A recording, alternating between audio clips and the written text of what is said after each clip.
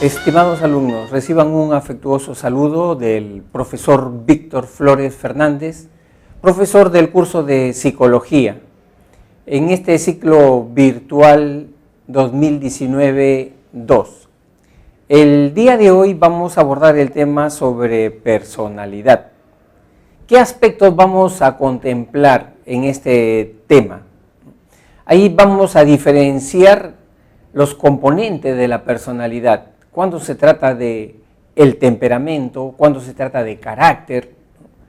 Ahí en este tema también vamos a estudiar las teorías acerca de la personalidad. Es decir, todas las teorías de los rasgos, las teorías tipológicas, y finalmente vamos a abordar la teoría psicoanalítica sobre la personalidad. Entonces son aspectos importantes que siempre son susceptibles de ser evaluados. Por ejemplo, ustedes tienen que saber muy bien diferenciar las estructuras mentales según el enfoque psicoanalítico, cuando se trata del ello, cuando se trata del superyo y del yo, así como los mecanismos de defensa, racionalización, desplazamiento, proyección, regresión. Entonces, esos son aspectos relevantes. Muy bien, ahora continuamos con nuestra práctica de la semana número 17. Dice así, pregunta número 1. Alexandra, desde niña, ha sido muy impulsiva. Ella y Dana eran compañeras de un equipo de básquet. En un siguiente torneo, Dana recibe y acepta la propuesta de integrar otro club. Al enterarse, Alexandra queda muy resentida. Cierto día, al caminar por la calle, Dana observa a su compañera de equipo y la saluda. Sin embargo, Alexandra reacciona insultándola. El comportamiento de Alexandra expresa el predominio del componente de la personalidad denominado. Entonces, ahí estamos viendo que la reacción que tiene Alexandra tiene que ver con un componente, que es el componente emocional, porque dice ahí el enunciado que desde pequeña ha sido así, muy impulsiva. Entonces, el componente de la personalidad que tiene que ver con la emotividad de las personas se refiere a, ya usted lo sabe, se refiere lógicamente al temperamento. La respuesta correcta acá entonces sería la C. El temperamento, como lo hemos dicho en clase, tiene que ver con emotividad, tiene que ver con energía. Las personas que son activas, las personas que son dinámicas, ¿no?, o lentas, ¿no?, es los niveles de energía, los niveles de sociabilidad, introversión, extroversión. Esos son aspectos o atributos del temperamento que tienen que ver con el sistema nervioso, la forma como reacciona nuestro sistema nervioso. Bien, pregunta número 2. Valerie es considerada por la gente que la conoce como una joven estudiosa, responsable, honesta, emprendedora y proactiva. Tales características en su forma de ser son denominadas por Alport como rasgos. Entonces, ahí estamos viendo que hay una descripción del comportamiento de Valerie. Y estos rasgos son considerados rasgos, en el caso de Valerie, como rasgos básicos. Y si son rasgos básicos, rasgos frecuentes en el comportamiento de Valerie, y son varios ellos, entonces acá nosotros estamos ante los rasgos centrales, según Alport. Acuérdate que Alport señalaba que existían 3 tipos de rasgos: rasgo cardinal, rasgo central y rasgos secundarios. Los rasgos secundarios son aquellos rasgos que aparecen de manera ocasional. Es decir, me pongo impulsivo solamente en determinados momentos. Cuando no me hacen caso, ahí soy impulsivo, reniego, ¿no? Pero en otros momentos soy tranquilo, soy cortés, ¿no? Entonces, ahí sí sería, en ese caso, un rasgo secundario. Pregunta 3. Fernando es una persona que se caracteriza por ser reservada. Sus compañeros de aula consideran que es tranquilo y otros dicen que es distante. Según la teoría de los humores de Galeno, él tendría el tipo temperamental denominado, está haciendo una descripción entonces de Fernando, ¿no?, que compatibiliza con el temperamento, en este caso es el temperamento flemático. ¿Por qué? Porque las personas flemáticas, por su propio temperamento, por su propio sistema nervioso, son personas pausadas, lentas, parsimoniosas y son poco emotivas, ¿no? Son tan poco emotivas que a veces para ciertas personas les parece que esas personas son frías emocionalmente, como que tienen una actitud distante de los demás. Entonces, ese es el temperamento flemático en la clasificación de Galeno. Ejercicios propuestos. Pregunta número 1. Dice así: un reporte periodístico refiere: un congresista es acusado por los presuntos delitos de organización criminal, colusión, patrocinio ilegal, tráfico de influencias, cohecho y concusión, además de pertenecer a los temerarios del crimen y a los cuellos blancos del puerto. Señale lo correcto de acuerdo a los planteamientos psicoanalíticos sobre la personalidad del excongresista, si tales acusaciones fueran comprobadas, ¿no? O sea, para analizar este caso tenemos que tener el marco teórico del psicoanálisis. Recuerden ustedes que el psicoanálisis planteaba que la mente tiene 3 estructuras: el yo, que tiene que ver con la realidad; el superyo, que tiene que ver con el control moral que debemos de tener; y el ello, que tiene que ver con impulsos, con instintos, con tendencias. Muy bien, el enunciado 1 dice: el comportamiento del legislador ilustra la función adecuada del ego en el aparato psíquico. El ego es el yo, ¿no? En este caso, función adecuada, no sería tanto función adecuada, porque si una persona está metida en actividades ilícitas, ¿no?, entonces eso no sería tan adecuado, ¿no? Enunciado 2. El excongresista presenta características correspondientes a un temperamento colérico. Freud no habla sobre temperamentos, ¿no? Ese no es ningún aporte de Freud, entonces esto es falso. 3. El caso ilustraría un déficit en el funcionamiento del superyo en el congresista. Ahí está hablando ya de una estructura psicoanalítica, ¿no? Y evidentemente este es un enunciado correcto, ¿no? O sea, las personas que participan de actividades marginales, ilícitas, delincuenciales, es porque tienen un superyo muy relajado, ¿no? No saben distinguir entre el bien y el mal, lo bueno y lo malo, no saben distinguir. Entonces, la alternativa correcta vendría a ser la C, porque es solamente el enunciado 3 correcto, ¿no? Entonces tenemos acá falso, falso, y acá tenemos verdadero. Y la alternativa C, la correcta. Bien, seguimos. Pregunta número 2. En las elecciones presidenciales anteriores, un candidato fue acusado de plagiar una tesis. Ante ello, él expresó: no es plagio, es copia. Para que haya plagio, el título de la investigación debe ser el mismo.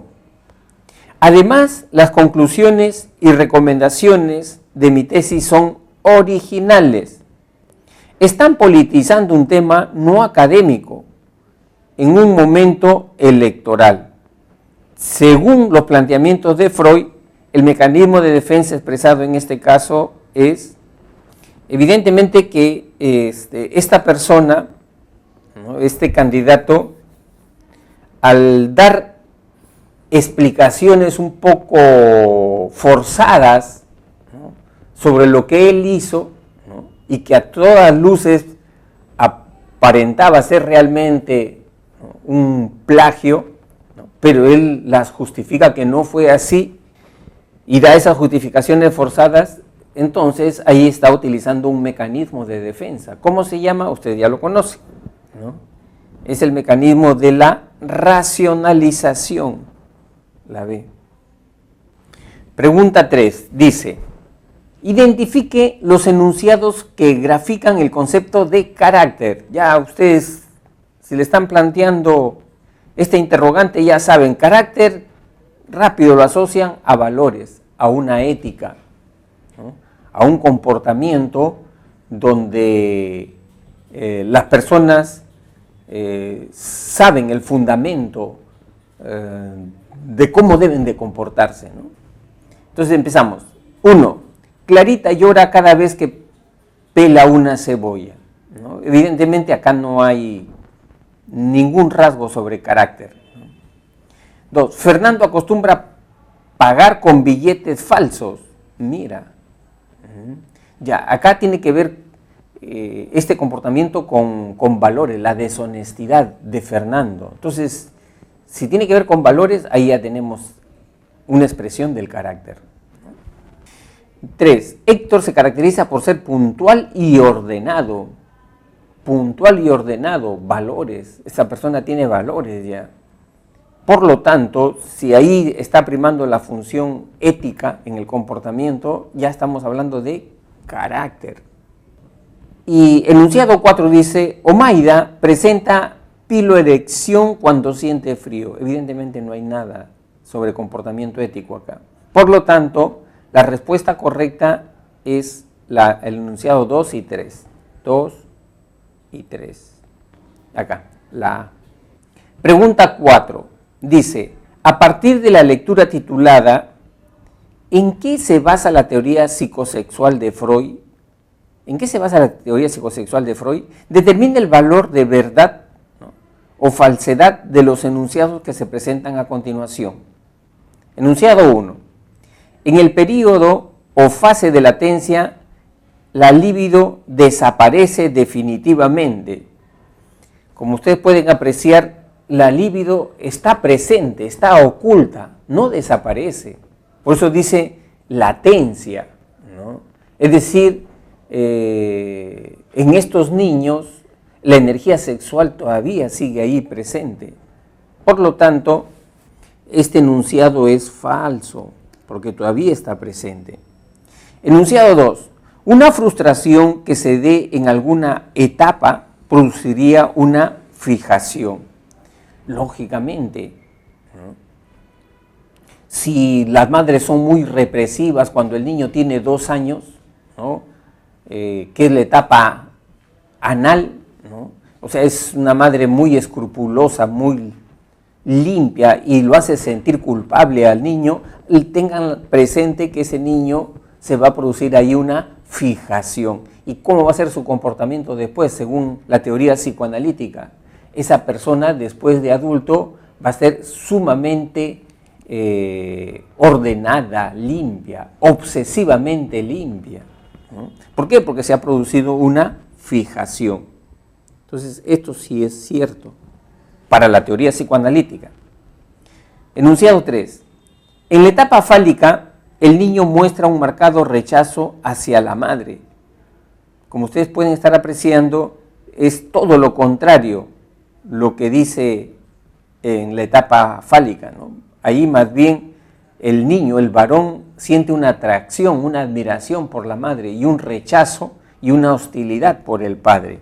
Por lo tanto, esto es falso. 4. Comer en exceso podría ser resultado de una fijación en la etapa oral. Entonces, acá tenemos que esto evidentemente es una conclusión válida para la teoría psicoanalítica. Entonces sería verdadero. ¿Cuál es la alternativa que contempla esto? Tenía falso, verdadero, falso, verdadero. Entonces acá tenemos falso, verdadero, que es la alternativa B. Alternativa B. Muy bien. Pregunta 5. Los amigos de Emily reconocen que ella es una joven bastante nostálgica, fatalista, además que la mayoría de veces se muestra sensible ante los hechos que acontecen a su alrededor. Según el planteamiento teórico de Galeno, a Emily le correspondería una personalidad. Esas personas que son sensibles, emotivas, pesimistas, ¿no? Y que siempre están mirando al pasado, ¿no? Son nostálgicas y son introvertidas, calladas, les corresponde la personalidad melancólica, la D. Es una cuestión ya temperamental que se encuentra en estas personas. Pregunta 6. Dice, cuando Javier y Óscar, amigos desde niños, asisten a una reunión social, cada uno de ellos elige beber licor. Javier pide una Cuba Libre y Óscar un pisco sour. Las elecciones que hacen los amigos para sus bebidas se relacionan según Alport con los rasgos, ya tú lo estás apreciando rápidamente, ¿no? Alport habla de rasgos cardinales, rasgos centrales y rasgos secundarios. Y evidentemente cuando acá en el enunciado están hablando de gustos, intereses, ¿no? Y que estos gustos, estos intereses son temporales, provisionales, estamos hablando entonces de rasgos secundarios, la C. Rasgos secundarios. Pregunta número 7. Dice, relacione los siguientes mecanismos de defensa con la situación que ilustra adecuadamente cada uno de ellos, ¿no? A ver, los ejemplos que son compatibles con estos mecanismos de defensa. Empezamos con el enunciado 1, racionalización. Ya tú te estás adelantando, racionalización es plantear justificaciones forzadas, ¿no? Para no sentirse mal. A, un sujeto pedofílico, ¿ya? Pedofilia, esos sujetos que tienen interés sexual por menores de edad, ¿no? Eso es.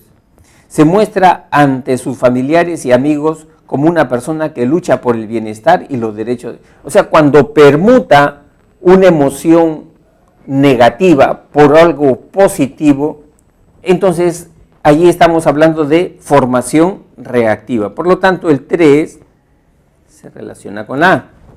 Pero nosotros estamos buscando racionalización. B. Luciana corre media cuadra para poder subir a un ómnibus. Sin embargo, el chofer le cerró la puerta justo cuando iba a abordar y la dejó en el paradero. Entonces ella piensa, mejor que se haya ido, porque estaba lleno y no había asientos libres donde sentarme. Como tú estás pudiendo apreciar, acá sí tenemos un caso de mecanismo de racionalización. Plantea justificaciones forzadas para una frustración, para una decepción. Y proyección sería la C entonces. ¿Qué cosa dice la C? Raúl va al cumpleaños de su amigo Alain. Estando en casa de este, siente deseo de apropiarse de un adorno, pero en lugar de hacerlo, se acerca donde el cumpleañero y le dice que tenga cuidado que otra persona se vaya a llevar algo. Evidentemente, en este caso estamos hablando acá de una proyección. ¿Por qué una proyección?